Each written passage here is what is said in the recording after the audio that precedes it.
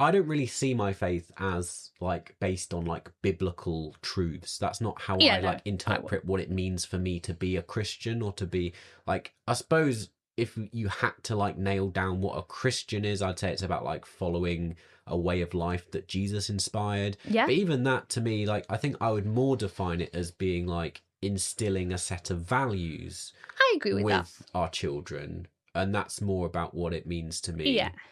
I think the main thing is to go what values, which may come from your faith, it may come from another thing. If you're a listener without a faith, mean, I have no it may like come from a thing to different say thing. that like Christian values are better than other people's no. values. That's not at all.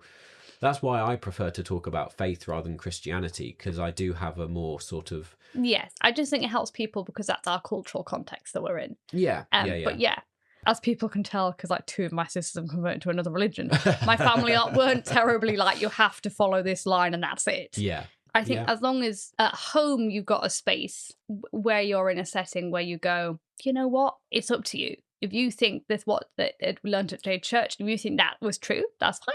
Yeah. You can believe that. If you don't think it's true, that's also fine. If you want to talk about it, great. I don't have a problem with anything. That really great quote, and actually it's a great film, recently, Wake Up Dead Man on Netflix. They're both discussing between the characters whether this is real or not, giving the argument from an atheist point of view. But then what the priest comes back with is kind of a great quote about like, yeah, sure, a lot of it is fairy tale, it's stories, it's like dressing up these buildings in extravagant ways to try and make you feel something. But the question is not whether it's true or not, but whether these stories help us to kind of understand and experience something that we couldn't otherwise do without those stories. Yeah. And it is told in a way that the people at the time could understand. Yeah. But some of the narrative is clearly influenced by mythology, by common trends in how storytelling structure works.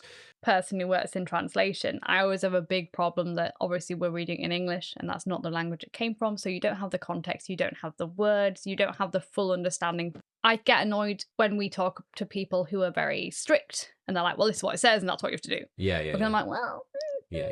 But it's really hard to have. We're getting very deep in the weeds here. And we're meant to be on parenting. Bible. No, so should we discuss what values we're trying to raise in our children and how we're trying to do that?